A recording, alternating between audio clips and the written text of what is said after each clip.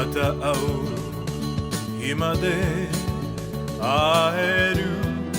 時まで別れのその訳は話したくない。なぜか寂しいだけ、なぜか虚しいだけ、互いに傷つき全てをなくすから二人でドア閉めて二人で名前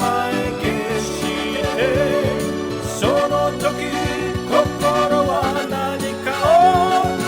話すだろう。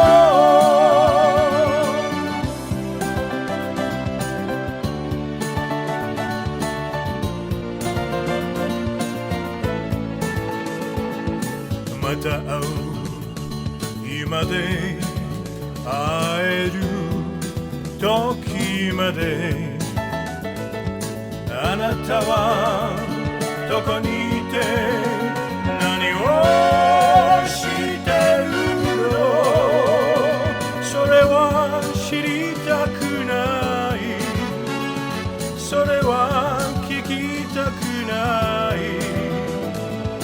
互いに気遣い